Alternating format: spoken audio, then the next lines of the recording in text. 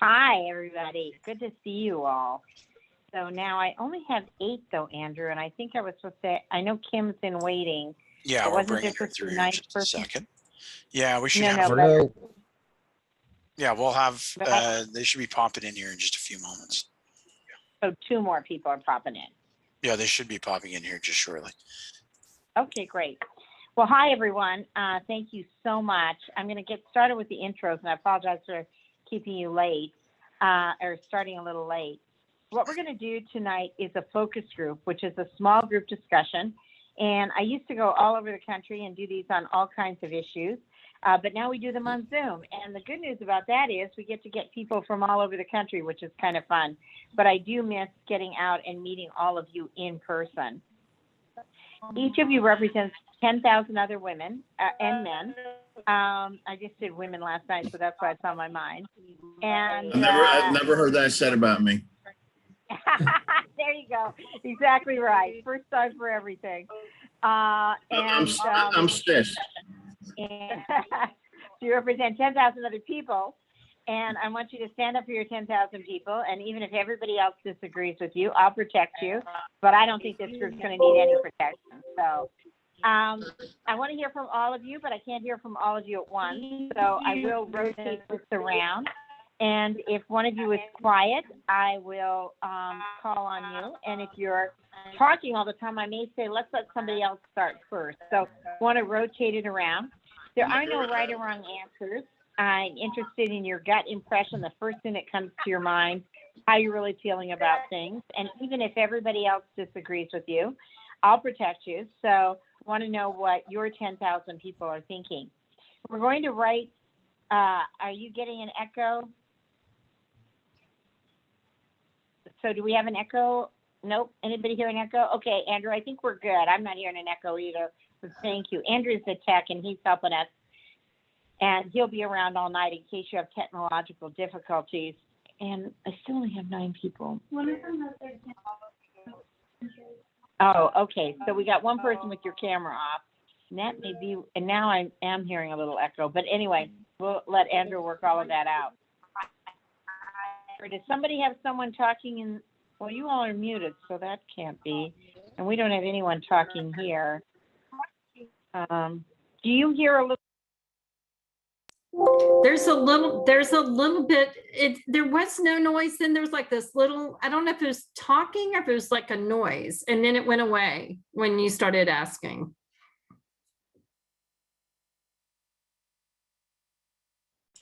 Okay, Andrew, does that work better? Because I'm trying to talk from my phone, not the computer, because the sound quality. Yeah, no, I definitely understand that's where your microphone is. We were just picking up sound from something else. Your mic on your phone was. Okay. We're good But now. now I'll let you know we if we don't have hear it, something right? else.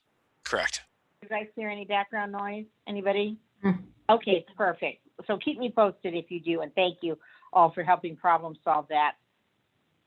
So as I was saying, if everybody thinks the sky is blue and you kind of thought the sky, or thinks the sky is green and you kind of thought the sky was blue, well, let me know what your 10,000 people are thinking. Otherwise, I'm going to go away thinking those people were nice, but they were really strange. We're going to write some things in the chat room. Don't worry about spelling. Don't worry about grammar. It's your ideas that are really important to me. And if there's something really important, we do keep captured everything that's in the chat room. So I want to have most of the things in the conversation, but if we have to cut off the conversation because of the time, if there's something that you want me to know, I will read it later and just put it in the chat. I think that's everything. So let's go around and introduce ourselves. Oh, by the way, you are being videoed, and I think you signed a release for that. Everything's confidential, though. You're never identified by your last name. And frankly, we're not talking about anything sensitive tonight anyway. So let's go around and introduce ourselves, and I'll start. My name's Celinda. You see what I do for a living. I'm from Montana. I really love living out west. I am not married. I don't have any kids, but I do have 10 godchildren. So I miss not seeing them as much as I used to because they're all over the country. And I'm eager to get on the road and seeing them some more. I used to try to work my travel around so I could visit them. And when I'm not doing this, I like to fish, I like to read, and I like to go whitewater rafting. and I have a whitewater rafting trip planned for Memorial Day weekend, so I'm psyched about that. So, Michael, why don't we start with you? Tell us your name, where you're from. Yeah, my name is Michael. Mike is fine. I'm from Milwaukee, Wisconsin. I'm getting a little feedback here. I don't know if that's me. I'm working on it. Sorry, Kathy keeps unmuting yourself. Hang on. You go right ahead. I'm taking care of things on my end. Okay, like I said, I'm from Milwaukee, Wisconsin. I'm married. I got 2 sons. I like to fish too. I'm a big fisherman. I got a place in northern Wisconsin where I'm gonna head up there this weekend, and I won't be doing any fishing, but doing some work around the place. So that's about it. No grandkids or anything yet, so. That's great. Thank you. And I've never been ice fishing. That's on my bucket list, actually. So you'll have to give me some tips on that. Jackie?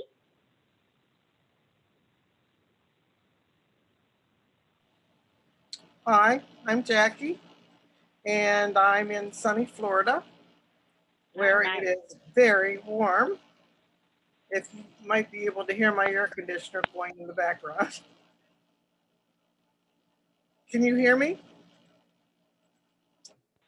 Yeah, I can hear you. Oh, okay. I can hear you. I'm a retired artist. Oh. And as I said, I'm in Florida. I've been here since 2007. And I also have a place in Pennsylvania. So I'm between the two. Not a snowboard bird, though. I'm here more. I have 3 children, all grown. 2 of them are twins, a boy, girl. They're 45 and a 50-year-old daughter. Oh my goodness. So that's great. The 2 of them are down here. My oldest daughter's in Pennsylvania. That's great. Well, thank you for joining us. Debbie? You're muted, Debbie. There we go. Sorry. You can hear me now? Sure can. Okay, my name is Debbie and I live in Rowlett, Texas. And I went to high school in Montana for 4 years and I loved it. But then I was born in Texas, went to Montana for high school, came back to Texas, and I've been here since 1979. All of my family is here. And I am single, not putting it out there for any other reason. I have no children. I do have one goddaughter, and I am retired. I worked for the city of Dallas for almost 30 years, and now I'm just here. Sounds good. Thanks, Debbie, for joining us. John? Hello, I'm in Chandler, Arizona. I've been here about 4 years. Before that, it's warm here too, but it's a dry air. 2 years before that, I was in San Diego for 2 years, but I grew up in Jersey, but I was born in Minnesota, and I used to go back there, and I've done ice fishing, or called ice drinking, and we'd bring out a cabin on the skids, and we had a good time. Played hockey, a lot of hockey, and then one of my hobbies is whitewater rafting. Class 5 kayaks, or I'm putting together out here. I'm trying to get together one down the Colorado. Nice. A 3-day trip. Sounds great. Oh, I love whitewater. I've had some crazy, let's say near-death experience, and I love it more. It's just gives you a perspective. But I'm the oldest of 8, and I'm in mortgage banking, and I like Arizona. We're actually in Maricopa County, where we're the center of the world right now. Today you were in Wyoming. Yeah. Stuff going on in the world. I also like I play a lot of different sports. That's great. Well, thank you for joining us, and we'll learn more as the group goes on. Thanks, John. Andy? So I'm Andy. I'm in Minneapolis, Minnesota. I have lived here my whole life. Have 3 kids that are grown. I have 2 grandkids. I work in software, software sales, and when I'm not doing that stuff, I just enjoy nature stuff, being outside, golf. You know, being in Minnesota, we don't have the weather like some of you other folks. So when it's nice like now, it's really nice to just be outside doing whatever you can do. So that's a little bit about me. Awesome. Thank you. David?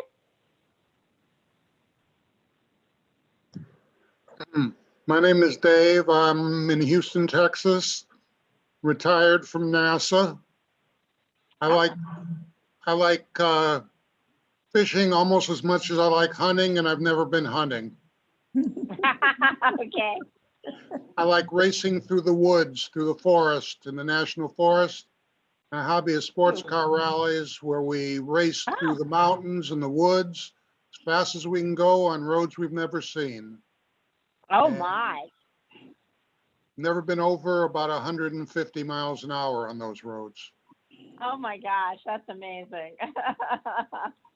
And I'm missing traveling. I've missed a long cruise I was supposed to do last year. I do a lot of cruising, a lot of rallying, a lot of driving. I drive all over the country. So I Awesome. enjoy that. Well, thank you for joining us here, and back to more travel for all of us who like it. Valerie?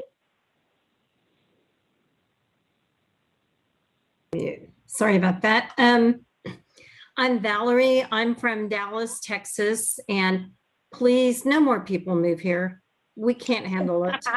And I live in the heart of the city, in the best neighborhood you could, by a lake. I live over for Debbie from Rowlett. I live close to White Rock Lake. And please, the city of Dallas decided now to do a construction project for the next year, 10 feet from my front door.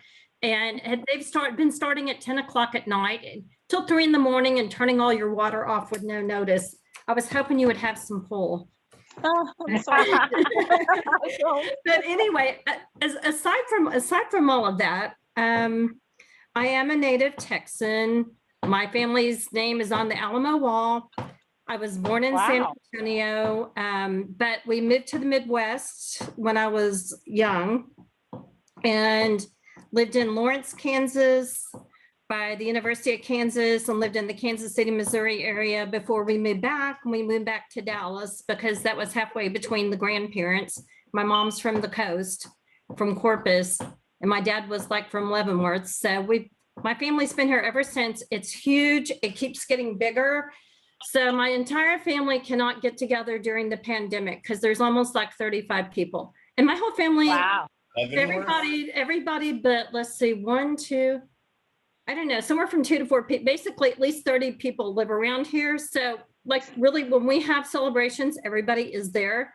So this has not like been, it's, you know, I'm lucky I live in a good neighborhood. I can make do, but so it's been hard, and also not being able to travel as well too. But thank you. Thank you for joining us here. Yeah. Kim? And you're muted, Kim. Hi there, I'm Kim. I live in Ohio, and Montana's on my bucket list, just so you know. And I've never been ice fishing. My favorite fishing is surf fishing, so that's my very favorite. I love it because you can throw a line in and you never know what you're going to pull out. So that's my very favorite. So I'm married and I have 3 kids. I'm a new grandma. Congrats! I have a brand new grandbaby, and I have my youngest is getting married Friday. So we're having a big outdoor wedding at my house. So I have lots of firsts this year. So COVID made it hard for everybody, but we've had a lot of firsts this year. So it's been kind of fun. I worked in radiation therapy for about 30 plus years and retired from there. And now I'm a realtor in the area. So just, I've done a lot of fun things. So that's about great. it. Well, I hope tonight's fun too. And thank you. It should be. Kelly? Kelly, are you frozen? Oh, I think you are. Oh, there you go. We can hear you. Okay, Kelly? my name is Kelly. I'm a semi-retired food and beverage consultant. Yes. Oh, Kelly, I'm going to get Andrew to help you. Can you hear We me? are we're having trouble hearing you. Let me come back to you. Let me come to Kathy and then let me come back to you. And Andrew will help you get your voice a little better. Kathy, tell us about yourself. And Kathy, you're muted. His picture's frozen too. He is browsing. Is Kathy frozen too? Kathy, you're muted. His picture's frozen. Yeah, thank you. I think Andrew's going to help Kelly. There you go, Kathy. Tell us about yourself. Oops, we don't hear you, Kathy. I'm on both my phone and my laptop. Can you hear me now? Well, whatever you're doing right now is perfect. We can hear you. Okay. I'm 61 from Buffalo, Minnesota. Born and raised here. Spent quite a few years out of state with caregiving for my parents. I am still working. I run my own business. I sell jewelry, metaphysical items online. Because I was off for so many years, I kind of needed the income boost now that both of my parents have passed. So I was caregiver for quite some time. I'm married. Doing that good work. Thank you. I'm married. I have my husband, 2 grown children, and 2 grown stepchildren and grandchildren. Oh, that's great. We sold our house. We're back in an apartment, as you can see, behind. Smaller, but a lot less work and a lot less money. There you go. Thank you, Kathy, for joining us. So let's see if we can get Kelly on, and then we'll go to our first question. Oops, I think we're still having trouble with Kelly, so Sandra's going to help work it out too. Sandra's here with me, and we'll come back to you, Kelly, and catch. There we go. So Kelly, you want to tell us about yourself? You're on mute right now.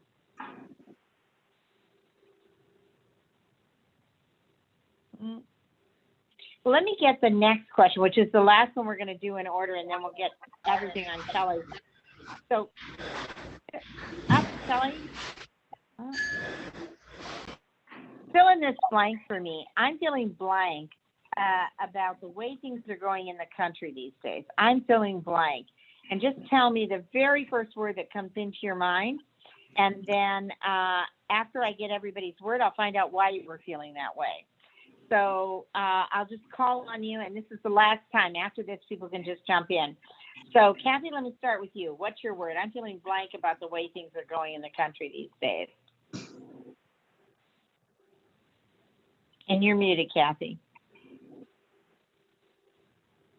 Mute. Oh, can you hear me now? We can. Yeah. What's your word? Scared. Scared. Oh, thanks for that honesty. Kim, what's your word?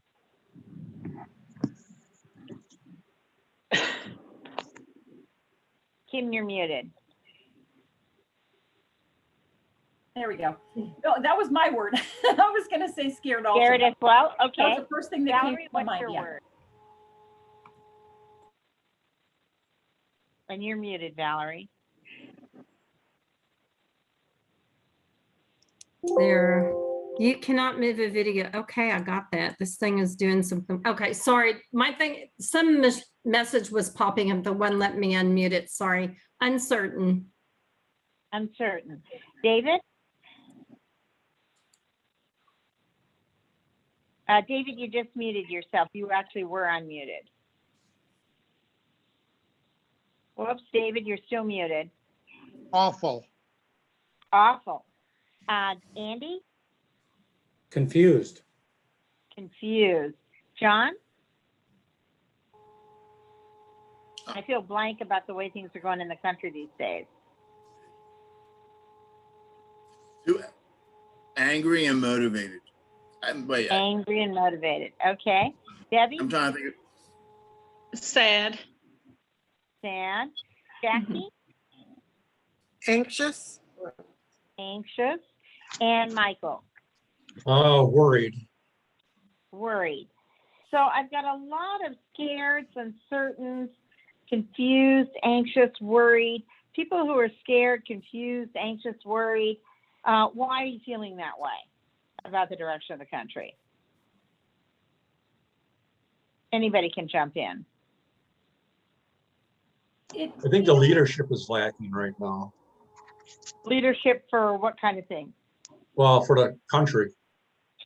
But I The mean, what kind president. of leadership? Well, the But what president, kind the people in Congress, nobody can get Okay. along, nobody can, work The together. Okay. Nobody getting along, nobody working together. Jackie, what was your word? Anxious. Tell me why. Mainly the virus and what it's doing to us, and also what's happening with inflation and the stock market. And I don't follow that stuff. What is happening with inflation in the stock market? Well, they came out with some figures today that it's a little worrisome about inflation, and the stock market today didn't do very well. It Okay. down. It a couple of days ago was up to 35,000. Okay. But today it was Okay. down. It's 4.2. Well, The high. sorry, John? The inflation's at 4.2. It's the highest it's been, I think, in 13 years. And Okay. Is that why you were angry? well, and the unemployment numbers that just came out was the worst that came out in 23 years. This president is totally incompetent, and I don't know who's running him, whether it's Obama or anything, but he's also a liar. He's deceptive, and he's got the media helping him. You go in the office. Our economy was growing even through COVID. With the last president, whether you like them or not, unemployment numbers are good. Inflation was low. Okay. He had in the Southeast China Sea with China. He was putting up So, just to summarize, you're angry primarily around the economy and bad because leadership. I seriously feel Biden was put in. There is fraud. I'm American. Okay. And I'm watching this stuff, and Okay. Michigan, I'm looking at it, and I'm looking at what's happening in these. They're doing everything they can to stop a hand recount. They did one recount. Okay. I'm just going to cut you off to have kind of short answers just because we want to hear from everyone. But I get your point about why you're angry. Kelly B., I think you can talk now. Kelly? And if you turn yourself off mute, can you tell us Yeah, a little bit about yourself? Yep. We can hear Give me you. one moment. I'll be right back with Okay. you, okay? Okay. Andy, tell me why you're feeling the way you're feeling. And what was your word again? Confused. That's right. And tell me why. Well, because I think the country lacks leadership, and the leadership, nobody can get along, and the main leadership says one thing one day and says something else the other day and says something else the other day. It's like a ping pong ball with things. So, and I don't know, I'm confused by it. Okay, and thanks for that honesty. Who is my sad person? Who That said was sad? me, Debbie. Just tell me why. That was me. Well, a lot of the things that have already been said, I agree with. But the main thing is, I just find it very sad that no one can seem to work together to get things in order and just get along. I mean, everybody has their own agenda. It seems like everybody is working against one another. Can you hear me? Yes, I can. And, I just had lost Andy, and I was just flagging that. I apologize to everybody, but I was listening. So people can't get along, That's and okay. everyone's divided. How many people say That's division it. and people not getting along is a major problem in the country? How many people feel that division and not getting along is a major problem? If you So, remember, all of us? Or all of us, okay. Let me ask you this. Yeah. The next thing we're going to do is write something in the chat, and you'll be directing your comments to me. And I want you to tell me, when you hear the term civility in politics, what comes to mind? Write your answers, and then we'll discuss it. Okay, how do I get to the chat? I don't see it. bottom of the screen, you'll see a little thing on the bottom of your screen. It'll say chat. Click it, and then to your right, the chat screen will pop up. And tap your screen, Debbie. It's going to be in your little more menu. Okay. It says my message would go directly to Andrew. What was the? That's fine. I'll pass it again? along to Celinda. That's okay. Just go ahead and send it through. Celinda? That's fine. Oh, I And, see. and Kelly, while you're talking, can you tell us a little bit about yourself and what was the word that you had for how the country is going? And everybody else will be writing what comes to mind on civility and politics. Yeah, I'm in Phoenix. I'm in Phoenix, Arizona. I'm a semi-retired food and beverage consultant. I've worked in restaurant nightclubs most of my life. That industry has been devastated. I'm single, never married, no kids, lots of friends. It's 100 degrees today. I'm getting ready for the long, hot summer here in Phoenix. I have a place in San Diego, but because my income has been impacted with COVID, I decided to move to Arizona. It's just much cheaper to live. And that's about it. And again, the question was, give me the question again. How do you feel about the direction of the country? Somewhat satisfied. And tell me why. Although I consider myself a fairly conservative person, I have enjoyed, and of course, I haven't paid as much attention because I haven't paid as much attention, but I think things have settled down somewhat in terms of rhetoric and division in this country. I don't know long term how happy I'm going to be with a Democratic or Biden administration, but I'm kind of relieved that things have settled down somewhat instead of every day being a dogfight, so to speak. And we have some differences of opinion on that, and we're going to be. I really appreciate those differences. But thank you for telling that, Carrie. I was just catching Kelly up. Right. But now the question, and I want to discuss it. I want to hear from some people who haven't talked yet. What do you feel when we say civility in politics? What comes to mind? David, tell us what comes to mind when you say civility in politics. That there is none in Washington. Is it a Washington problem or an American problem? It's a Washington problem, along with the liberal media that lies, cheats, and steals. Okay. So Washington problem and a media problem. How many people say it's a Washington problem? How many people say it's an American problem? How many people say Washington problem? So most of us. And how many say American problem?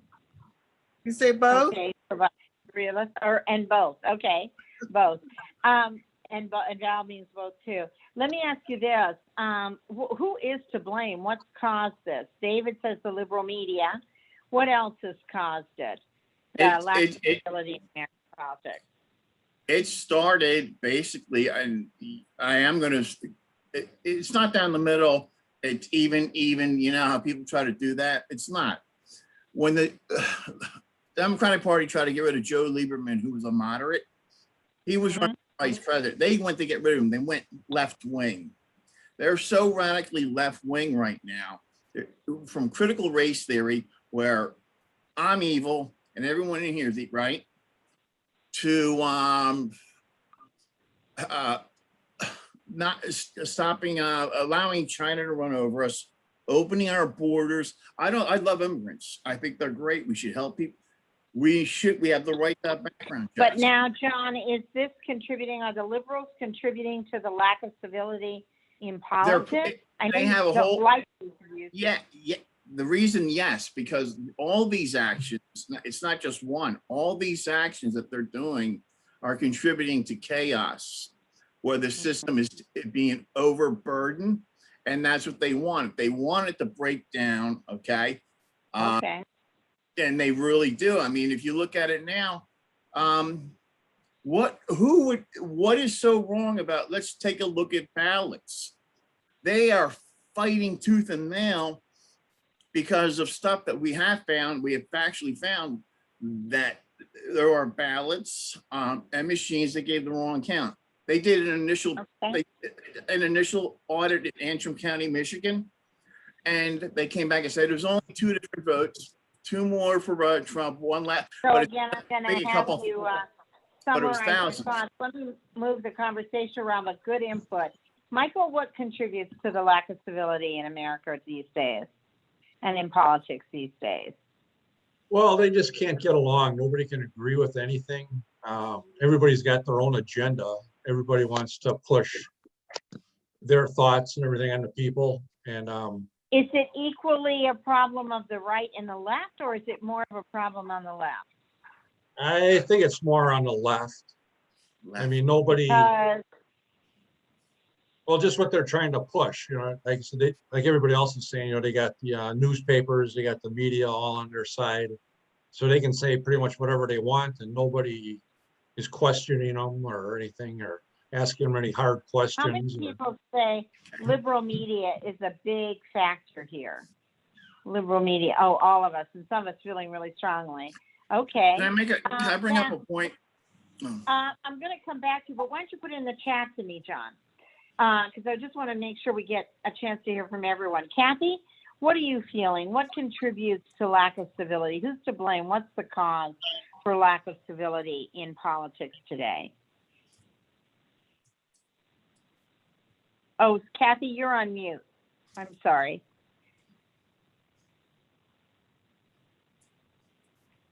Unmute yourself. Can you hear me? There we go. Okay, yeah, now we can. Over the course of the last year, I've seen such insanity. I guess I paid more attention because of COVID and the governors being on, the president being on, and everything else. But the attacks on Trump to the attacks on everything was so swayed, and so much nonsense swayed to the left. I just don't even know where to start and with it. And was that a media problem? It was a media problem, but who is behind it is the left. And who's behind that, I don't know. Okay. Now, the next thing we're going to do is we're going to write again something. And what I want you to do is write in the chat box. Let's presume for a moment that we had truly civil politics in America. What would that mean for the country? What would that look like? How would things be different if we had truly civil politics in America? What would that look like? What would that mean? Write that in the chat, and then I'm going to come and get some of your answers.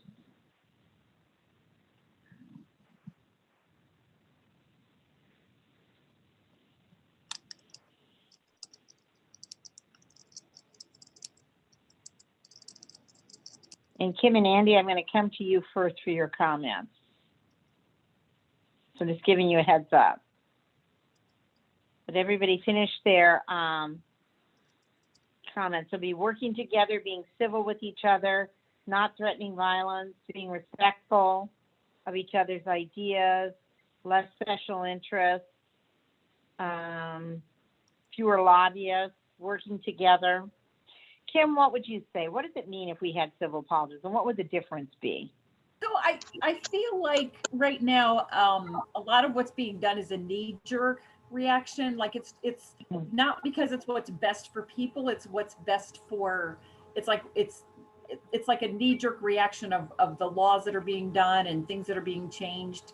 And I think it would be, if everybody was on an even playing field, we'd be doing what's best for people, like for America, as opposed to one party or the other party or even color. I mean, just people in general. Not, it doesn't matter whether you're male or female or what color you are or what religion you're, it's just people in general. And I would love to see that as opposed And to. is that true of both parties, or is that more true of one party than the other?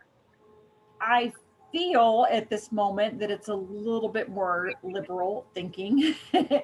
You know, Okay. that it's a little bit more left. I would just like to see everybody work together for the people. Okay. And Andy, what would civil politics look like? What difference would it make? And Andy, you're on mute. I think of the days of like Tip O'Neill and Ronald Reagan, when they would get along and negotiate and really have mutually beneficial outcomes. They didn't get along with each other, but they did get along with each other.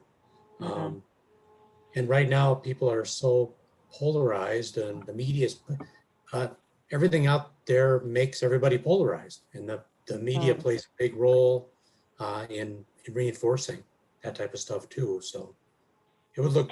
I noticed many of you said respectful in your comments.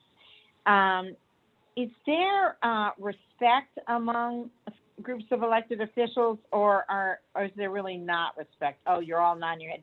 Valerie, what are you thinking? You're nodding your head. Seriously, no. You're on mute, Val.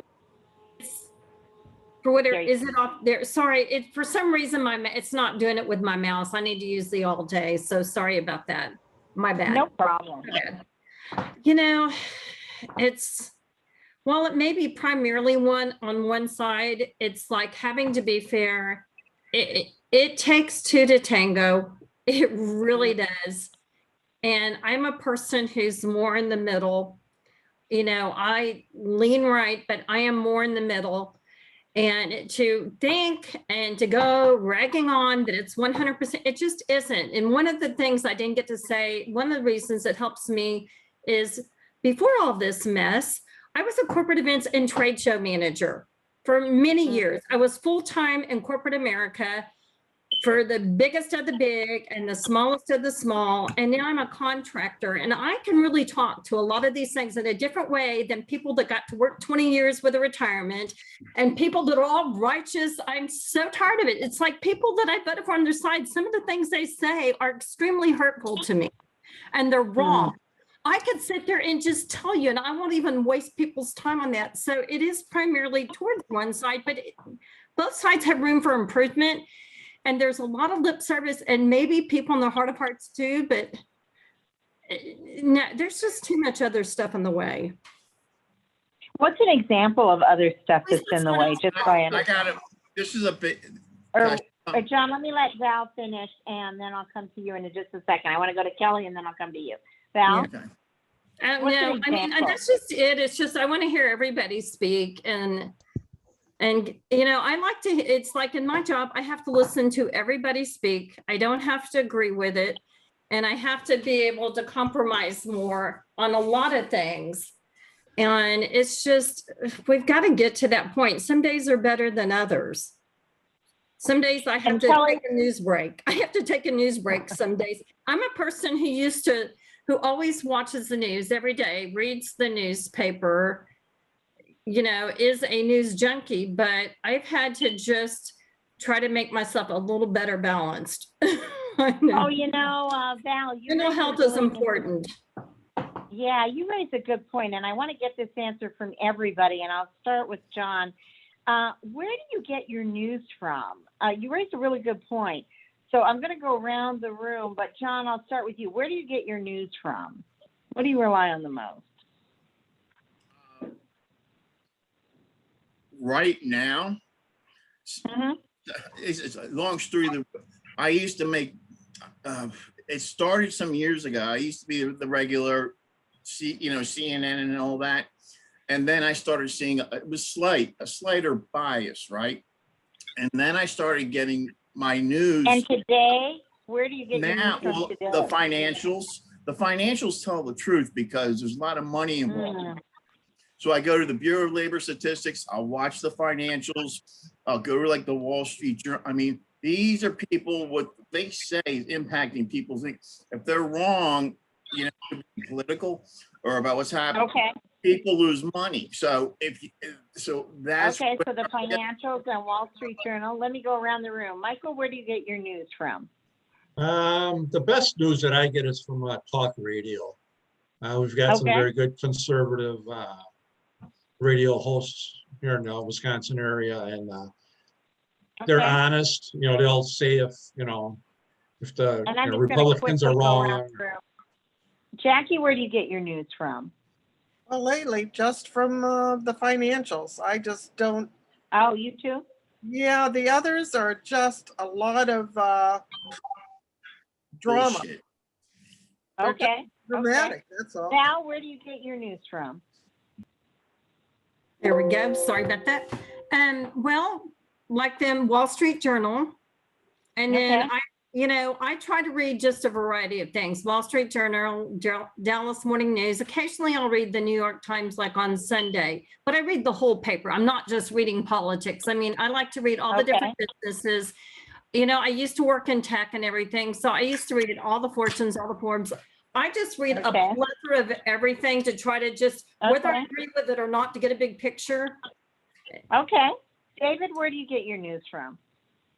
Mostly from television, from both the liberal channels, which are most of them, and the single non-liberal. I listen to it. I laugh at a lot of it. I look at both sides and probably say most of what you're saying is wrong on either side, because neither of them can be factual. They all say what they want it to be. And David, is the one conservative Fox, is that the one you're thinking of? Yeah, well, there's some others. There's some other on cable now, and some in writing, and they go off. They go off almost as far to the right as the Communist News Network goes to the left. So you got to kind of take both of them, laugh at some of it that's just garbage, and try and pick out what is really the truth. Okay. That's difficult Where do because you get your news from? Kim, where do you get your news from? I'm sorry, I didn't hear you. So I used to be a big newspaper person, and I used to also watch the news all the time, and I quit watching the news because it's too depressing, and I don't feel like you can always believe everything. So I try to do some online, some different sources, some radio, a little bit of news, but I try to get both sides. And then I think you just kind of try to split it in the middle, but. Kathy, where do you get your information from? Well, I run my business solely off Facebook. So I see a lot of stuff on Facebook, which will send me off on links to look at stuff. Of course, right now on the TV behind me or in front of me, whatever, is Fox News. But I also watch the left news, and I watch the local news. I also listen to talk radio. So kind of all over the place now, because I found over the summer that one side was so far right, the other one was so far left, and like everyone else is saying, where's the truth here? I don't know. I haven't found it yet. And John, thanks for your comment. Kelly B, where do you get your news? Traditional cable, I will often, depending on the events of the day, watch CNN, Fox, go back and forth, and you'd think it's two different worlds that we're living in. And more in the last year, I've used Twitter. I probably follow an equal amount of conservatives as I do liberals. And I also look at trending topics, and I will click on a subject that is currently in the news and read there. It can be very divisive, but I kind of like to see that fighting. So Twitter is probably where I get more of my news today than anywhere else. And Debbie, where do you get your news? Most of the time I get it offline or online rather, and local radio stations, the news that they give. If I'm in the car, that's where I get my news, is on local radio. And Andy, where do you get your news and information? I'd say, like a couple other people did, The more to the right and more to the left. And every now and then I like our local paper, but it's very, very liberal with things. And that's really, look through those three sources. So the left and the right, which source would you use on the left and which would you use on the right? Like CNN is to me on one side and Fox is on the other. And Got it. Okay. Star Tribune is the liberal local paper. Okay, thank you. Let me ask you this.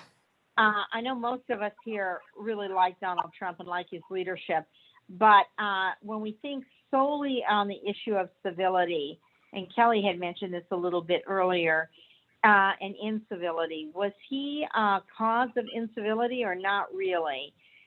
Donald Trump, independent of how much we liked him, voted for him, thought the election might have been stolen from him, was he a cause of incivility or not really? What do people think? I know what John thinks, but what are the rest He had of rough us? edges. He had some very rough edges.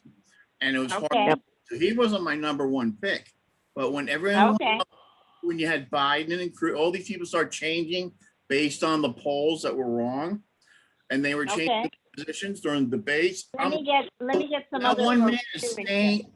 He's staying where he said he would stay, and he did.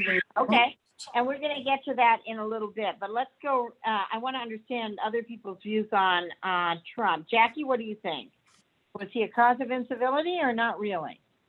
Well, I think that the liberals could not handle him. I found him to be a breath of fresh air, non-political, saying what he thought. I mean, who does that in politics? Nobody says what he did. And I really appreciated that. I felt he was a person, not just a political figure. Okay. I'm trying to... Debbie, what did you think? Well, I think Donald Trump did some good things, but my main thing with Donald Trump is I thought he talked too much. I thought he told too much. I thought he should have done what he was going to do, but just not put it on Twitter 24/7. I voted for Trump. And did that contribute this last to election. civility, Debbie? Yeah. Or I think so. I think so, because one of the things that really upsets me, and it's not just this past election, but elections on the state level, past elections for the presidency or whatever, is I wanted to hear the candidates talk about the issues, but all I heard was you did this and you did that, and you're a liar. I don't want to hear that. I want to end on both sides, on all of them. Okay. I want to know, what are you going to do about the issues? I don't care what you think about this person here. What are you going to do? And it's not just Trump. I think Trump had definitely had a hand in it because of some of the things he said in reference to other politicians. Okay. Let me broaden the he's conversation by no here. means the only one. And let me bring in another person. Michael, Trump, like a lot of things about him, but was he a cause of incivility or not really? Well, a little bit maybe. I mean, he was kind of brash. I mean, he told it like it was. He didn't try to sugarcoat anything. He just said, "Hey, this is our problem. This is, we got to correct it." And a lot of people didn't like that. He wasn't real political, I guess you could say, but I liked it. Okay. So kind of like Jackie was saying. Let me ask you something different. Some people say it's important to have elected officials who can compromise and cooperate on things. Some people say it's important to have politicians who stand firm on the values they believe in and don't compromise. And some people believe both of those things.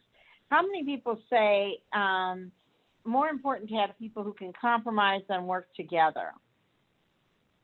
So David and Kelly and Deb and Jackie? And how many people say more important to stand up for what you believe in, not necessarily compromise? Kathy and Compromise on Andy. some and stay firm on others. And then how many people say I'm mixed? I got some things I compromise on and some things I stand up for.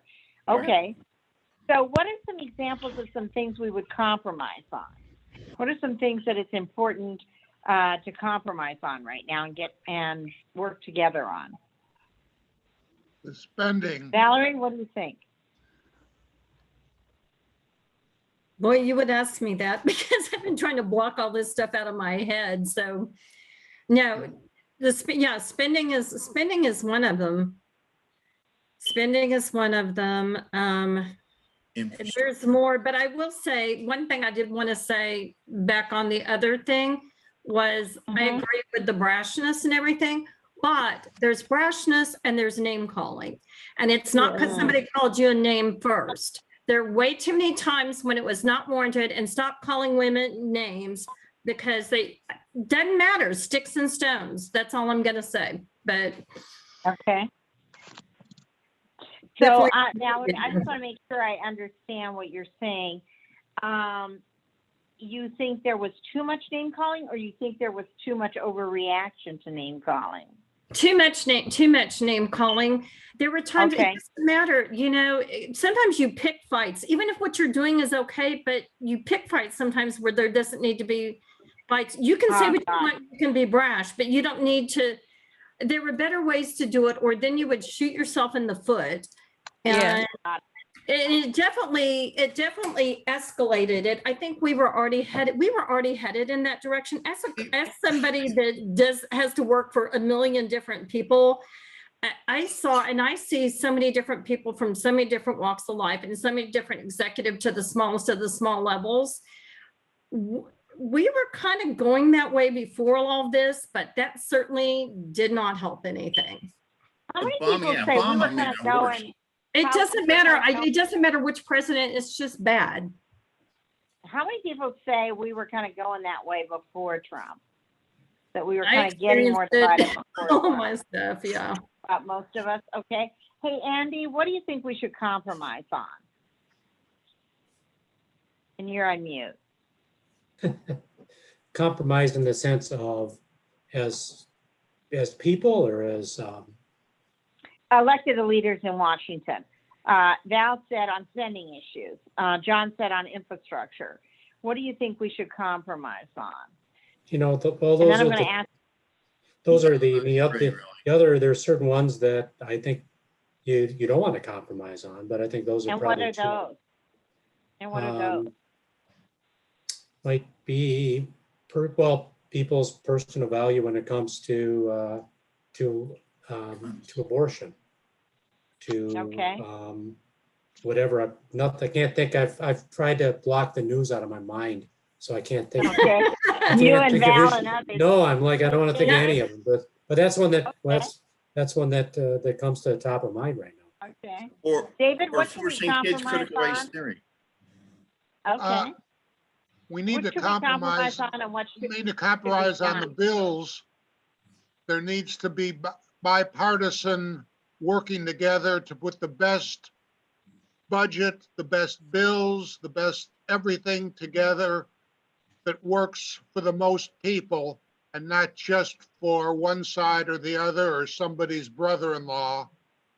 You can't go in and make everything single party votes this way, the other one. Whoever's in charge runs the country, and it needs to be run by everybody, and that takes compromise. Okay. And what is something that we shouldn't compromise on? I think you got to compromise on almost everything. I can't think of a. Okay. Now, that said, I just thought of one. A problem to compromise on is abortion. Okay. I don't think there's any way to compromise that. It's got to be one way or the other. But spending, you can spend on this, that, and the other. But abortion is like yes, no, or left, right. Let me ask you this. Is Donald Trump, what's his relationship to the Republican Party now? Is he the party's leader now or not really anymore? Yes. Yes. And how many people say yes, he's the leader? he's still the leader now.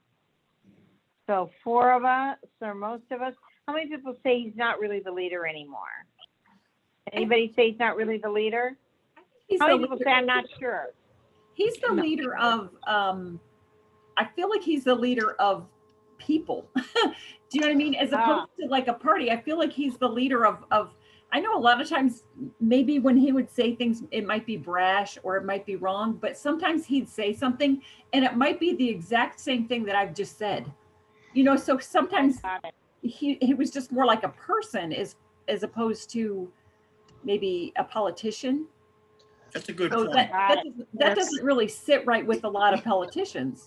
He got the most votes ever out of anybody. Well, he didn't sugarcoat things, and you felt like he was, whether he was unhappy or not happy, maybe he didn't say it right, but I think sometimes he said exactly what I was thinking or said, and so I think he's kind of a leader for people as opposed to either party, and I think that's why they get so frustrated with him, is because he lets the politicians' secrets out.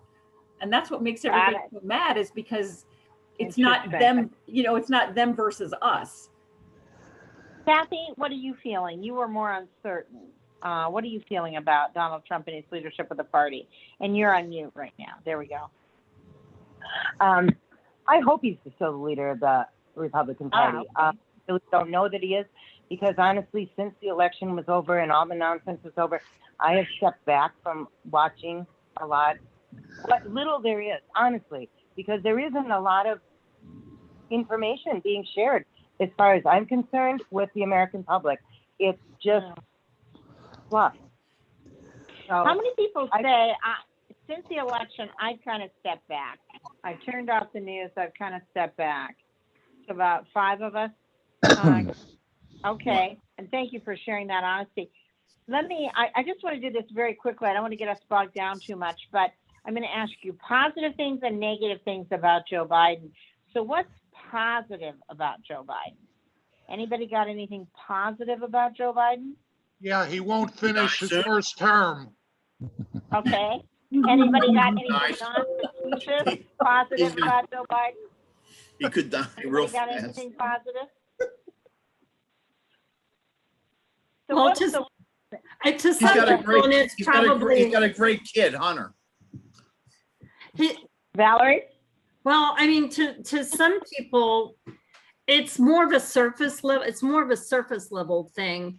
But I think some people were just because of COVID, I think helped accelerate it, because you're in your house all the time. And when you turn on your news, all you ever hear about are riots, politics, or the virus.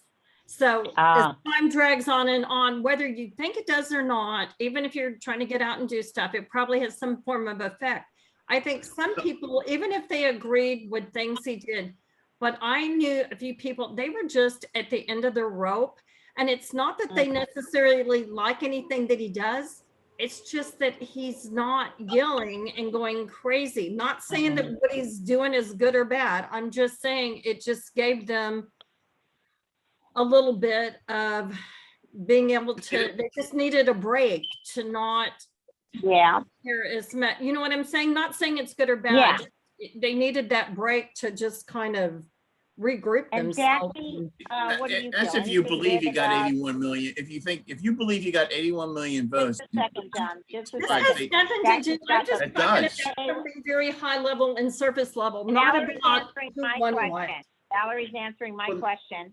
And thank you, Valerie, for doing that. There's John, an, gonna you go back can't for a do second. that. People mentally, some people, I really know people personally that mentally get all the other stuff. Got it. Doesn't mean they're going to change their mind on all that. And they did vote for Trump. They needed a mental break. They needed to, between having to homeschool their kids and to work and to do all these different things, they just had to have, and not saying it's good or bad, they just had to have that slight bit of, whether it's fake, real, or whatever, they just needed that slight bit of whatever it is. Doesn't mean they would Biden's do at- forever. And Please, Biden's So on vacation. Stop. Hey, John, I'm I gonna have you, get it. type it in the chat to me if you want to say something. Jackie's got the floor. Jackie, anything good about Biden in your mind? And it's fine if there isn't, but is there anything good in your mind about Biden? Well, I was hopeful that he might be leaning more center than his opponents. Maybe he seemed to know, he's been in politics all his life, so he knew all the comings and goings and should be able to get things done because of his knowing people, which can be good or bad. I felt he was too frail to be in that position. He scares me when he walks around, but he didn't have the vim and vigor that I would expect a president to have. And from what you've seen, is he able to get things done because he knows how it works? Has he been more moderate or not really? Or too early to tell? I think he's been invisible. I haven't seen him very much at all. And when I have seen him, it's often been stumbling or something like that. So I don't know. Kelly? Kelly, what do you think about Joe Biden? Anything good about Joe Biden in your mind? Kelly, I can just see the top of your hat. I'm sorry, I'm having these internet connection problems, so I'm just trying to move around. Thank you. He has been too quiet for me, so I'm leery about that. I just don't see enough coming out of the White House, or maybe I've tuned it out a little bit too. And I am concerned about his cognitive skills and who's really running things. But getting back to one thing I wasn't able to chime in earlier on, one of the things that we must compromise on is immigration reform. And I think that needs to be handled, and we've been dealing with it for 20 years, but well, I hope something comes of that. There are so many people that come from other countries that do jobs that none of us sitting here would do. And I think immigration reform and a path to citizenship has to come. Okay. And I see Val's nodding her head yes too. Yeah, well, actually something you might find interesting is, before all of this, one of my different contract meetings was for the international legal workshops. I used to do their meetings, and these are all H1 to EB5 visa people. These are like highly educated, highly trained people. And I learned so much that I didn't know. All I do is just do the meeting logistics for them when they come to Dallas. And they're groups based out of Brooklyn. So and Val, I'll tell you, will you do me a favor? Because this sounds like an important fact that you're adding to the conversation. But I could do a whole focus group on immigration, and in fact, I've done them. Oh, okay. I was just going to say that Yeah, no, you're adding good information. Will you type that in the chat to me so I don't lose that idea? Okay. But I'm going to move on just because I'm running a little late here. No, we're fine with H1B. H1B1 is fine. Okay. I know, but we're not going to have a focus group on immigration, but Val's going to share with me her thoughts. And if anybody else wants to share their thoughts, please put it in the chat. Let me ask you this. Causes of incivility. We've talked about the liberal media. We've talked about certain politicians. We talked about Trump. We talked about the left and the violence that they're oriented toward. Is there any other cause of incivility right now? Is there any other cause that we haven't talked about? John? Yes, and this is anybody here who's read Tom Clancy, read George Orwell, 1984, Communist Manifesto, Das Kapital, and I've read them all, okay? What we have now, if you watch Hunter Red October, where he kills a political officer, right now in corporations, we have this woke, these, like Major League Baseball getting out, they've hired diversity and inclusion people up in the CEO and CFO and COO positions who are having these companies and people who shouldn't be there. They should be fired. Actually, Coke did fire them this week, where they're going out there and telling people that's not woke, that's not politically correct. Okay, so you automatically have to fight against the Georgia voting laws. One example where the companies did that. These people, they've infiltrated companies, and they're like political officers the Soviet Union had and China has, okay? In all their major, Okay. these are political officers that say you're going to stick by this. And that goes with what I'm saying with the woke culture, which grew out of political correctness. Right now, Okay. no matter what you say, oh, that's racist if you disagree, or you're a homophobe. If I say How many people genders, say the emphasis on woke culture has kind of contributed to the incivility right now, or the emphasis on diversity has contributed? So well, tell it's me a little cancel more about culture. the cancel shuts you culture. up. It puts a Okay, message you and can't Don? talk. Kim, what would be, what would, say one more thing about how you're feeling about that.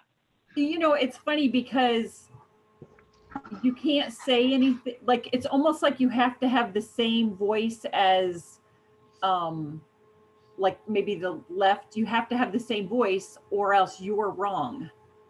So, and that goes with everything. That goes with the fact that I'm boycotting Coke right now because Okay.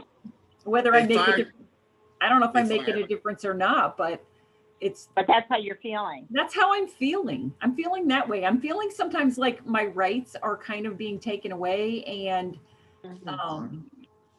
it's in, and somebody else has control of our rights. It's very frustrating to think that just because I'm a Okay. certain color or a certain, you know, or that makes a difference in politics. It doesn't make a difference at all. And Debbie, you raised your hand too. Tell me what you were thinking. Well, what I think is it's not just all the politicians, it's not just leaders in other countries, but we have I don't know what to call it, a group or faction in this country that it makes it almost impossible for you to be able to have a conversation with someone because they immediately think, well, you're against me, or you are racist, or you are this, or you are that.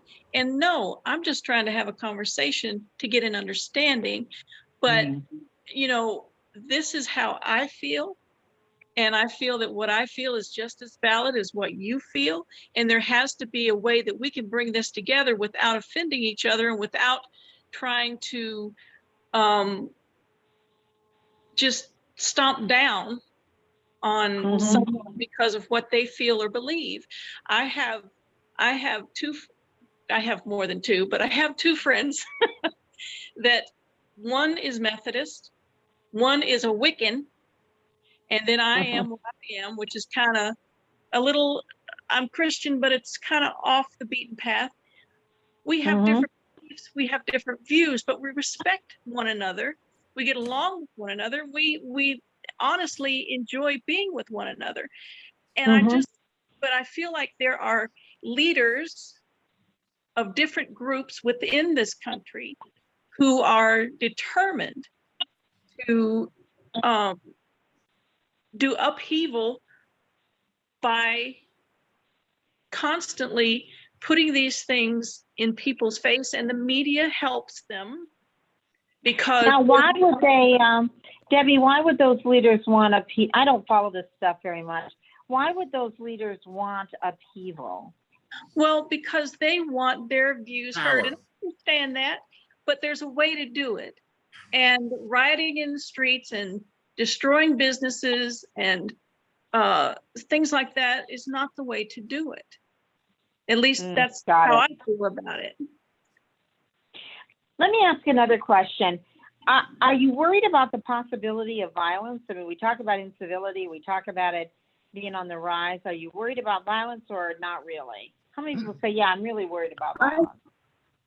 I am. With all the shootings that are going on around the country now, I mean, you can walk into a restaurant and someone come in and just start shooting people for no reason.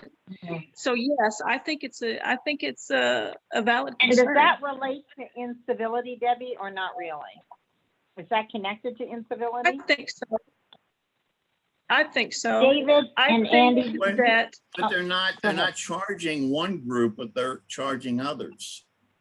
Let me go to David and Andy. Justice is being perverted and twisted right now. David and Andy have the floor. You both raised your hands that you were concerned about violence. Talk to me about that. Well, David first. well, it seems like certain people in the government are condoning violence and claiming it's peaceful. Like, That's what really would be an example of that? all the riots in Portland, Seattle, Minneapolis. Oh, okay. Do I need to go on? Got it. Thank you. The liberals Okay. come in and say, that's not a riot. That was just peaceful protesting. But Got they're it. in there stealing, there's pictures of it. I mean, it's obvious. They're condoning it to get their way. They're trying to get out.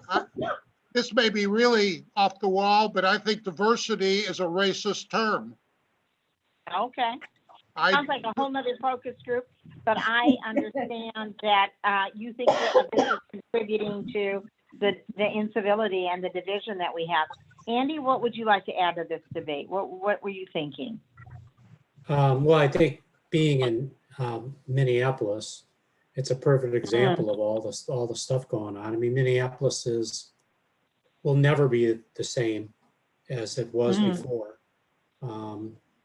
So you see, What's changed? I don't know very much well, about just we have these we have terrible leadership from the governor on down to local politicians at the Minneapolis. I mean, the people that run the city are just, I don't know where they get these clowns to run this thing, to defund the police and all this. I mean, it's people, I don't know what's going on with things. So I would be. And is that related to increased division and incivility, or not really? Is that two separate problems? Oh, no, it's related because these clowns won't listen to anybody. They're just up there talking, and you're like, you guys don't have a clue of what's going on. And it's not the same walking downtown Minneapolis now as it was 5 years ago with things, that's for sure. And Kim, what were you thinking? You know, it's funny because even in Columbus is the things that have happened in Columbus, and we're not that big of a city. And actually we're known to be very diverse. You know, we have all kinds of, it's kind of a nice little melting pot, but yet at the same time, we've had riots downtown, shootings that they make you want to, we've got leaders, politicians that want to defund the police. And I don't even understand that. No. That doesn't help at all. And is that contributing to incivility and division, or is that a separate problem? No, I think that's all wrapped up in one.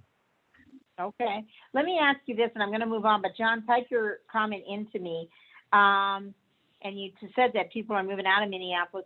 Let me ask you this. How many of you, so you're worried about violence, about half of us, how many would go so far as to say, I'm worried that incivility and division may actually lead to civil war? I'm worried about it actually leading to civil war, or is that going too far? So David, Kim, anybody else? Michael, what would you say? Tell me what you're thinking.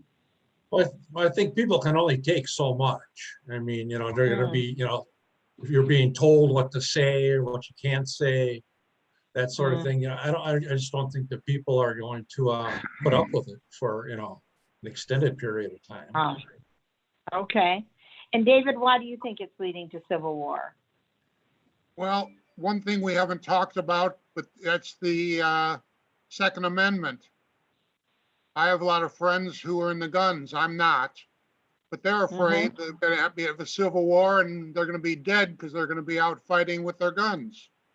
Because they're trying, you know, guns are a problem, but it's more, I think it's more a mental thing we've got to get with people, because guns are going to be around whether you ban them or not. Look at England.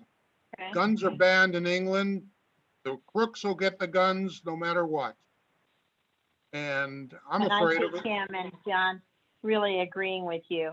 Let me ask you a whole new topic. Let's suppose we are the commission to solve incivility in this country.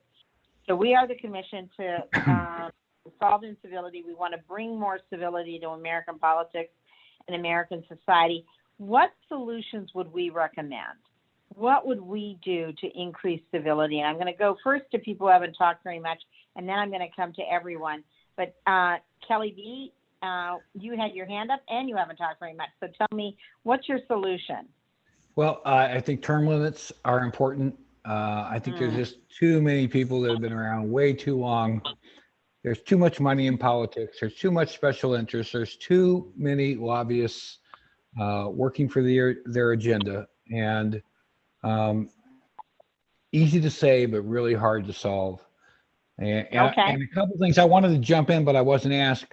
I think the cancel culture, I know it can be shocking, but I'd rather have the cancel culture out there than have nobody policing this stuff. And from Harvey Weinstein to a lot of different things. But I think people do need to be held accountable. And I do think that things you say in your past can come back to haunt you. And I'd rather have somebody out there looking for it than sweeping it under the rug, like it's been swept under the rug for years and years. Okay, so good differences there. But I saw a lot of heads nodding on the money, the lobbyists, the term limits. Jackie, what's your reform? What do you think our commission should recommend? Well, I said also the term limits. I feel that the politicians should not be making it a career. I think it should be a more voluntary thing where they go in, they do what they can, and then they get out and let somebody else bring their fresh ideas to the public. Also, I think the media has a very big part in this. And I think that if they start and really include pure journalism rather than all this bias drama, why maybe people will listen. I don't know. People love drama, so I don't know whether they would actually listen to it or not. What about the media? We all mentioned the media as one of the problems early on. What else would, so Jackie had, we want more journalism and less drama. What else would we do about the media to increase civility and cooperation, respect in our country? John? One of the things is put the media with big tech, break up big tech. They've got too much power and they control your speech. And they're definitely. How many people say breaking up big tech would be a good start to increase civility? Oh, a lot of us. Okay, most of us. And then the mainstream media. I think once we break up big tech in that, okay, we're seeing right now CNN numbers way down, MSNBC, everything's going down, right? People are going to the internet to like One American News or some different people they go to. They're paying through the nose. The NBA is down 70%. Football's way down because of the woke culture we spoke about. We've got to have the media stop this because I disagree with the idea of bringing up somebody tweeted 20 years ago and hold it against them. I mean, there's nobody that's perfect. I mean, they stepped out of Trump had it. But I want to focus, and that's a great point, and I get your clarification, good suggestion on the remedies. I want to keep going around and get more solutions that our commission is going to recommend. Michael, what would our commission recommend? And then Kathy, I'm going to come to you. And then Andy, I'm going to come to you. So I'm warning you. But Mike, what should we do? What should our commission recommend to increase civility, respect, working together? What would we do? I think they got to get the opinions of the people that they're serving. You know, they got to go out and hold town halls and stuff and find out, you know, what are their people's views on stuff, and so they can, you know, go back to Congress and say, well, this is what my people want. They want this, that. You know, they don't want open borders. They want legal immigration, but not illegal. That sort of thing, just to try to get everybody together. Okay, so listen more to the people, which would bring people together. Kathy, what else? What are the reforms? Kathy, you're on mute. Unmute yourself. Kathy, you're still on mute. There you go. Okay, so I'm on my phone, which is almost gone. My battery's almost gone here. But I'm actually kind of enjoying listening. I really haven't thought about this, how I would fix it. I just know it's broken. So I'm kind of Okay. enjoying listening. I'm going to pass on this one. Okay. Andy, what would you do? For me, I like what people have talked about, the term limits and listening to other folks. I think the hardest part is anybody that would be a good politician, no one wants to do. There's no reason. It's so corrupt with things that how do you get the right people that have to be halfway, interested in that, because it's so corrupt, people know how to abuse the system. How would we, so we need to cut back on corruption if we're going to get the kind of leaders in who are not going to abuse the system. How would we cut corruption down? What's contributing to corruption? That one I'd like to listen to other folks on, because I have no idea. It's such a Okay. corrupting period. I have no idea how it would start to change. What's an example of the corruption? Hobbyists giving them money. Oh, lobbyists giving the money. Okay. Andy, in your mind, what's an example of the corruption? Well, just people kind of knowing how to that are career politicians. I mean, like Career politicians? Yeah, like Nancy Pelosi or somebody, for example, is just doing Biden her time, not Biden, yeah, Biden her time, doing her thing, causing a ruckus, probably there none of the time, and she's making a ton of dough, and she'll have a nice pension and a nice house, and she knows how to use and abuse the system. Okay. Let me read you some solutions that some other people have proposed in other groups I've done. Let me know what you think. What do you feel about deplatforming of people whose views are intentionally misleading or inciting violence on social media? How do you feel about the deplatforming? Thumbs up if you like the idea, thumbs down if you don't, thumb like that if you're in the middle. Where's everybody's thumbs? In the middle. So I got a couple in the middle. That's what they're doing. They're saying what they're doing now is exactly that, and it's very subjective. Okay, so worried about the subjectivity of it. Debbie and Andy, were you thumbs up or thumbs down? Debbie, Andy was neutral. Oh, so a bunch of us were neutral. Debbie and Andy, why neutral on it? Why uncertain? And Debbie, you're muted. Okay. I feel like everyone should, because we have freedom of speech, and I feel like everyone should be able to say what they want to say in regards to topics or situations. However, for someone to go on social media and instigate a situation that brings about violence, that should not be tolerated. That's got to be well defined. But that's a great. Yes. Exactly. Yes. That's yes. And it's good point. That's where I go back to leaders of certain groups within this country who do that, but they have not been kicked off of social media. They're still there. Okay. Andy, what do you think? Why are you mixed on it? I'd say the same thing as Debbie was saying. I mean, I think that you have to set the rules of engagement, and some of the people that should be on there aren't, and some of the ones that are on there shouldn't be on there. So how do you form what those are? That keeps me in the middle with things. One thing that another group had suggested is right now, if you look up an article from a certain point of view, you're automatically barraged with a bunch of other articles from that same point of view, whether you wanted them or not. And it's just like kind of if you look up green toaster, then you're going to get a whole bunch of ads for green toasters for the next couple of days because you looked up green toaster. Well, the same thing happens for ideas. Some people have said that kind of echo chamber is what it's called. That kind of echo chamber really leads to division, and we shouldn't have that kind of automatic following of what you've looked at. What do you feel about that, or are you uncertain? How do you feel about that? Are you talking about on social media? On Google, it's Google. I'm talking about on social media, yeah. Apple Google just points on their directly. Apple just came out with their new, they're putting up on their phones an update where you can block that and block Facebook and Twitter and that from looking at you go.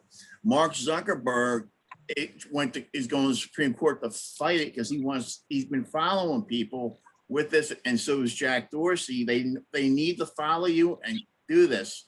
They're going to lose in court.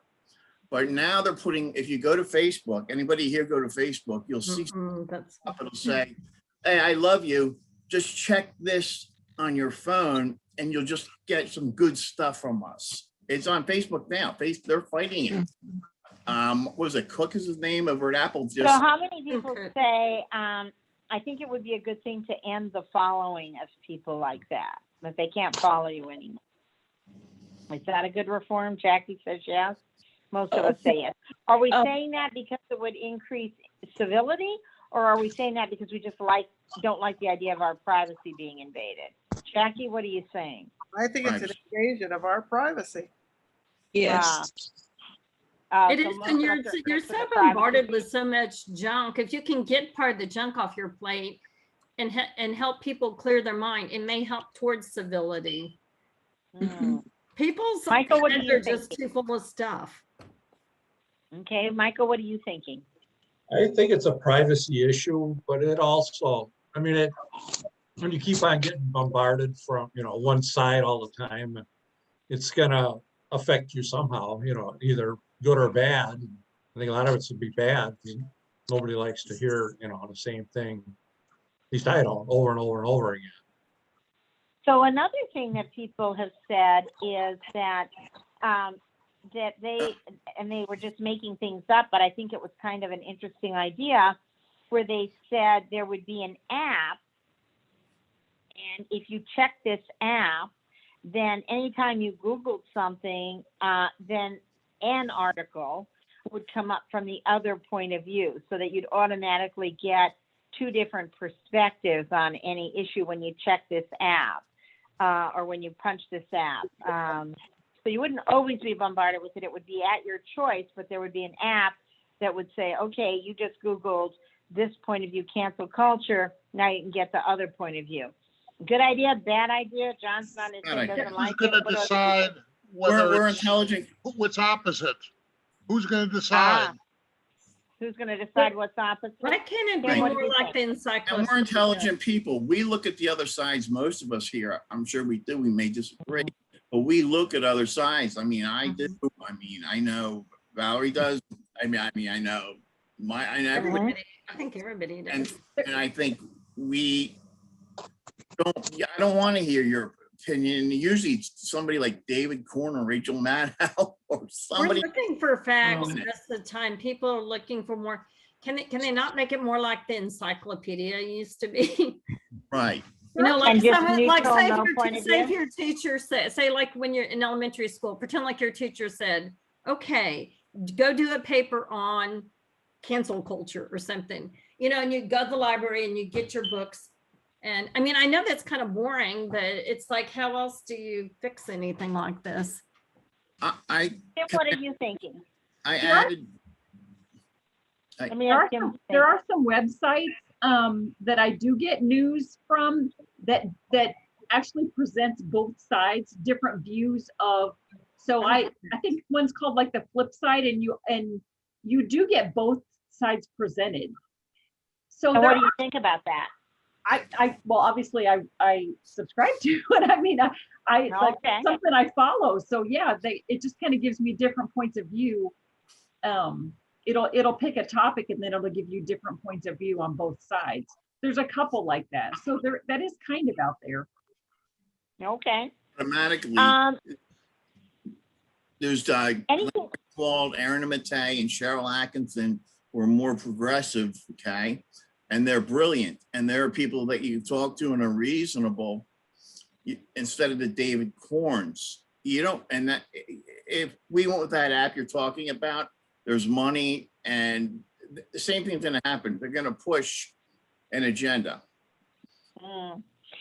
So would I you like- like more visibility or more publicity given to sites that would have both points, 2 points of view?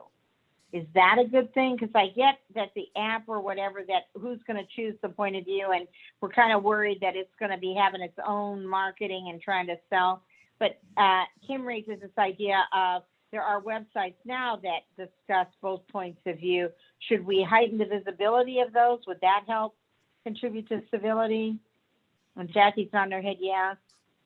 I think what we have, I think There's a- the scary part is we've got these young kids and Mhm. they read all of one side or the other side. And it's nice for them to, because just in my own family, we've got, my sisters and I don't talk to our kids about certain things or. Oh, interesting. And so it would kind of not come from us. It would give them another viewpoint. If it's a little bit more visible out there, more acceptable, then you would be able to look at both points and it wouldn't all be slanted one way or the other. Now, There's a place something else like that that. people have suggested is to have party leaders discipline more the members of their own party. That if they're getting out of line and being really divisive, that party leaders would discipline members of their own party. Is that a good idea or not such a great Didn't idea? they used to do that? Didn't they used to kind of do that long time ago, sort of? I don't know. Did they, in your opinion? Was it a good I thing don't or a know. bad I'm just thing? trying to remember, like reading, because I don't know why that sounds kind of like familiar, like it might have been tried at one time, but I don't know. I'm just curious. Subjective. Okay. Mike, what do you think? And then Jackie. Well, I think it should be up to the voters. If the voters don't like the way they're handling themselves, you vote them out. I mean, or if you Okay. like them, if you like, if they're doing what you want, vote them in. You keep them in So office. not party leaders, the voters. Right. Good voter Point. ID. Jackie? I just had a question. Isn't that sort of what's happening with Liz Cheney today? Mm-hmm. Is Yeah. it? Yeah. I don't know. Isn't she being punished? She's, Mhm. And is that a good thing I or a hope bad not. thing Mm-mm. It's a good thing. in your mind? Jackie, you think it's a good thing or a bad well, thing? Yeah. she's being punished by her political party for being negative toward Trump is I think what's happening here. But And is that a good Great. thing or a bad thing in your mind? She I voters. don't know. That's forcing people to stay on the political agenda. I like to see somebody who can be more cooperative and maybe be allowed to have their own thoughts. I don't know. I don't like what she did, but I think she had a right to it. But Got it. the She public had- voted for her not to do that. That's the problem. That's what the Got media it. is telling you, too. She didn't have a right. You don't She's a know. part of a party that has a hierarchy in their own rules. I mean, and right there, she was alienating 75 million people who vote the most. Biden didn't get 81, but that's something different. 75 million people she was basically insulting, and she kept doing it and kept doing it. And finally, you're like, if you're running, she's got to go. And So let me ask you a different question. And I forgot to ask this earlier. Is the Republican Party right now united or really infighting? Is the Infighting. Republican infighting? How many people say it's infighting right now? And I'm not saying it's good or bad. I'm just asking for Yeah, a judgment. there's How just, many people say it's pretty united? Mixed? So one mixed, one don't know, and the rest infighting. And what about the Democratic Party? Are they united? oh my God, or I are don't they want any more divided? squads. I don't want any more squads. I don't want the Republicans to start having squads like the Democrats have their squad. Mm-hmm. And let me Be ask in you this, trouble. Valerie, are they united around the squad or is the squad divisive? oh, I feel like they're the loudest voice screaming, but there are people that are moderate on that side. They're not being heard or they're not speaking up. Something's going down because they're outshouted and outnumbered. Because a few of them, I'm not saying a great number, a few of them have crossed over to try and work. I'm not there, Imagine. I'm not a fly on the wall, and I'm only getting my reports from the news, but Okay. So are the Democrats infighting and divided as well? Oh, They've already Raise been, your hand if you think that.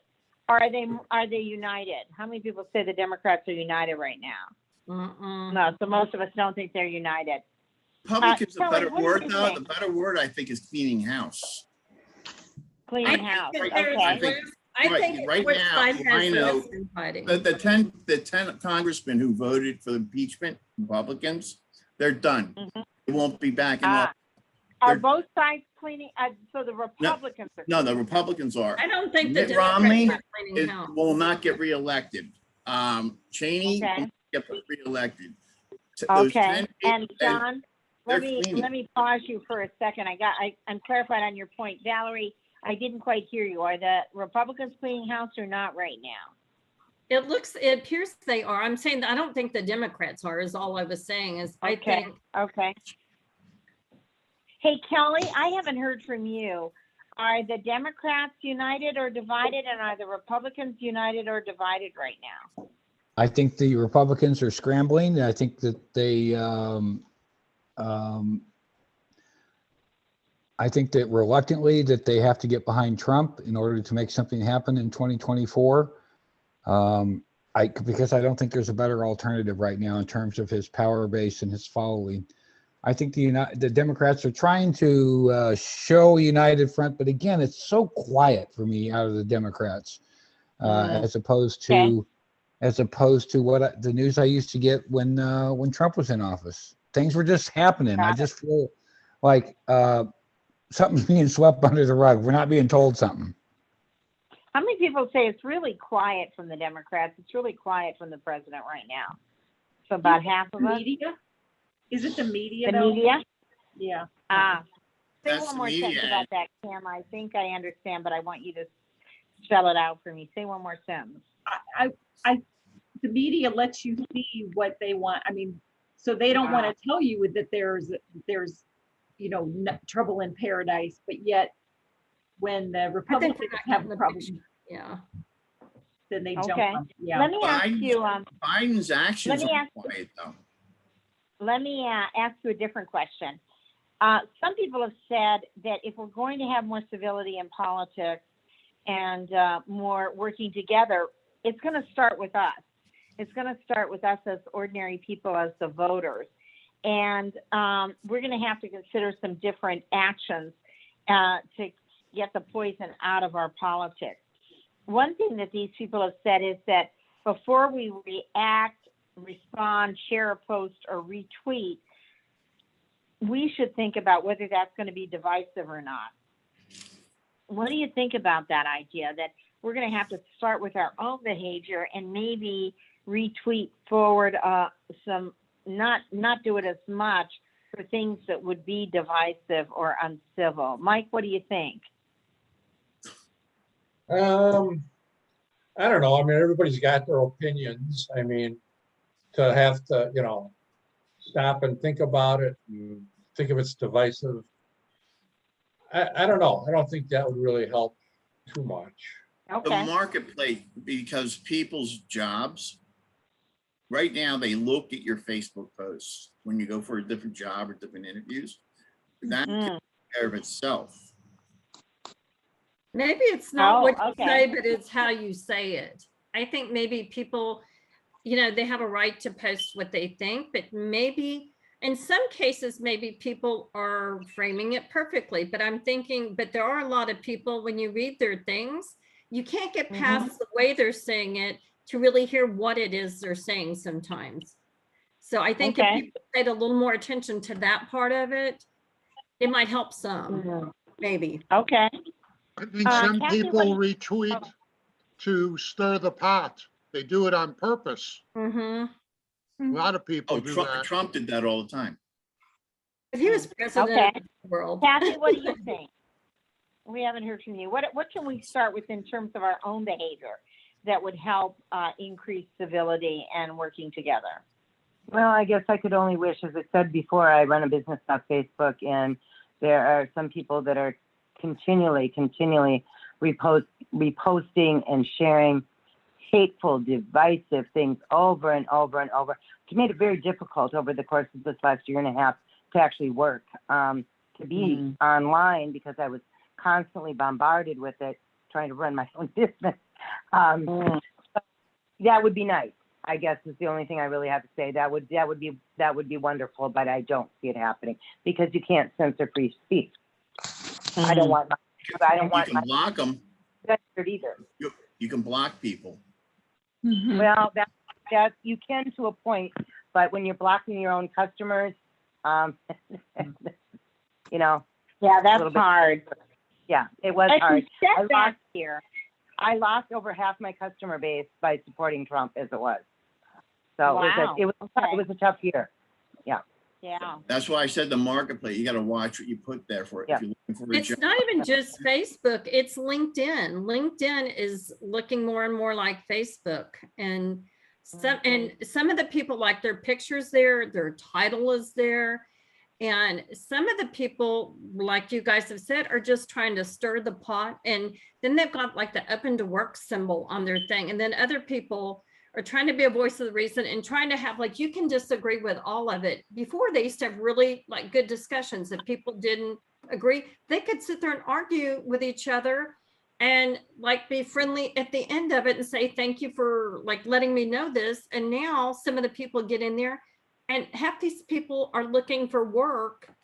And you're like, the HR recruiters are watching you. So let me ask you this. If we She's step right. back here, how important an issue to you, honestly, with everything else going on, is the division in America, the incivility in our politics? How big a deal is it to you, honestly? How many people say big deal? It's very problematic to my 10,000 people. Oh, so all of us consider it a big deal. Why such a big deal? Kim, why such a big deal? Why do we care about it? What is the outcome that we're most worried about because of it? Because it affects everything we do. Like when it starts. In what way? It affects it affects relationships. It affects jobs. It just affects everything we do. It's funny. We because ignore the real problems that face us. Yeah, I think they're focusing. Yeah, I think that's really true because they're focusing on little things and they're dividing us up when there's huge problems in this, in this America, in the world. Economy, And I'm China. gonna go around and get everybody's quick opinion. Andy, why is it a big deal? What are you most worried about? In the sense of incivility. Incivility and division. Well, I was looking it up here, and it's just basically talking about how it's about good manners and respect for people. And when you don't have that, you don't have common ground for any. It's the way it's set up now. Everybody's offended by everything, and people don't respect each other for anything. And you're wrong, and I'm right with things. And you have your side, but I have my side, and you're wrong, and I'm right. So it keeps everybody apart from each other, I think. And why is it? What difference does it make if people are apart? Why? So what? Well, because I think we all, in the end, you have to fix. In the end, everybody has to compromise with things. But right now, everyone's polarized. Everything's, whether it's a racial everything's black and white. Whether it's racial, whether it's politics, whatever it is, there's one side and there's another side, and to a lot of people, you're wrong and I'm right with things.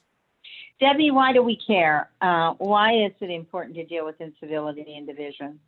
Well, because I was always taught that a divided house can't stand. And if the country is divided to the point where nothing is getting done, then it's just going to continue to deteriorate. And to me, it's like, yes, we have concerns from outside the country, but to me, the biggest concerns are right here inside our country because it is dividing us. And if you're divided, you can't stand. You'll just get worse. Kelly? What's the biggest reason to be concerned about division and incivility? Well, I don't know if this is exactly on that topic, but I don't see, or I don't know that there are 18, 20, 25-year-olds, maybe 30-year-olds thinking about going into politics now. I think politics is, I don't think people are looking at that as a goal. I think people are staying away from politics, and it's staying insular, and it's staying within certain families and factions. So that's what I'm worried about. In terms of incivility,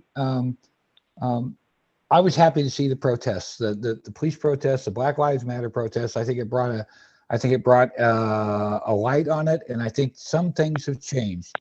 And I'd rather it be that way than just not caring or being ambivalent about it. I'm glad things are changing, and so I'm a bit for the incivility. I don't think I would have said that 5 years ago, but I'm glad to see things are changing, and I think people are fed up. And they've resorted to sometimes not the best ways to express it, but I'm glad they have. Okay, good point. Kathy, what's the most important reason for dealing with incivility and division? Pretty much the same thing everyone else has been saying here. A divided house can't stand. And the more we're becoming divided, the more polarized we're getting. And people are getting such vehement stands on things without even looking at, I don't know. I can't even explain it anymore. It's gotten to a point for me where I'm kind of over and done with all of it. I'm just kind of staying away from it because it's been a very rocky year with looking at it all day, every day. And some of the people that I deal with are very adamant, very vehement, very violent in their beliefs. And I'm kind of at my wit's end with it all. Thank you for sharing that. Thanks for that honesty. David, what do you think? Why is it a problem? Well, I think we need to go back to an old phrase that a lot of us have used, and I don't think the young people do, and it's called agree to disagree.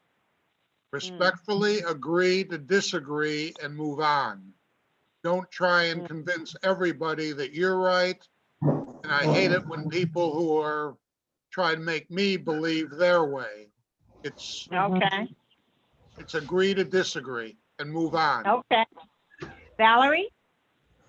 Yeah, no, I agree with what he's saying, what David is saying too. And it's really funny because I do think that younger people grew up with it, and I'm not even going to use the cliche of, oh, everybody gets a trophy, because I do know people that age that were not raised like that. I will tell you, my nephews weren't, not because they're my family, but because I know my brother-in-law and he didn't care. He was not like, but I think when you're raised like that, that's why I think they want to win. That's why they don't want to hear anything. Everything they do is right. Everything they do is right. Everybody's a winner. And my mom is 89 years old, and I spend weekends with her, and my whole family were news junkies, and we grew up like that. My mom has just gotten to the point, she was born in the Depression. She was young in it.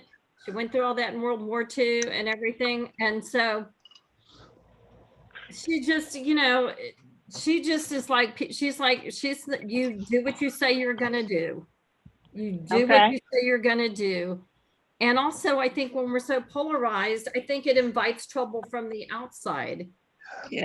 People perceive us as weak. All those ransomware attacks, they're just going to get worse. We are just like a huge target for people. Okay.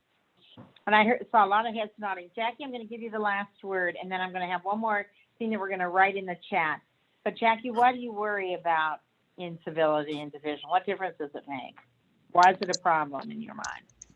Well, I think the problem might be solved in education of our children.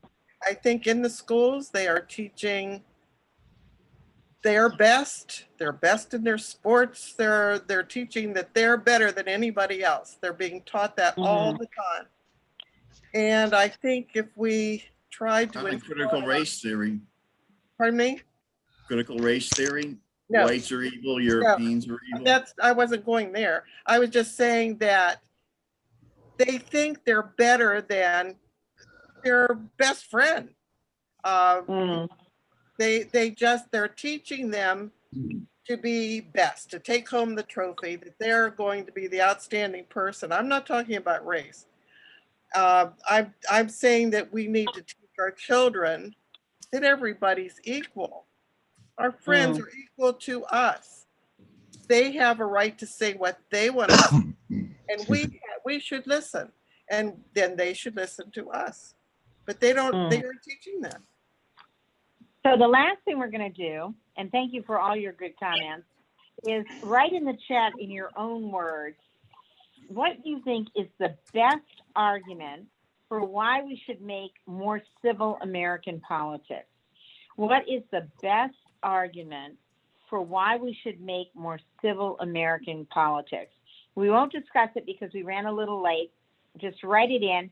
When you're done, and send it to me. When you're done, there is a more tangible thank you that is going to be coming your way. You all have been a really, really great group. And I know that a lot of times I've had to cut you off, so I apologize for that and didn't get to hear everything. Also, in the chat, if there's anything else that you didn't get to answer that you think it's important for me to hear from you, please add that. And I know some of you have been adding things as we've been going along, and it's been really helpful. So answer the question, though. What is the best argument for why we should make more civil American politics? And then when you're done with that, you can leave. And thank you so much for your time, your good opinions, and your respect for each other. Really, really appreciate it.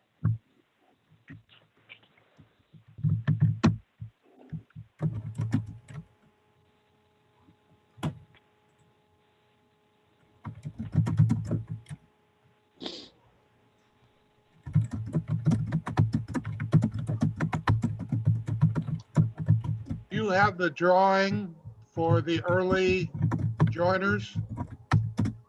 Good question.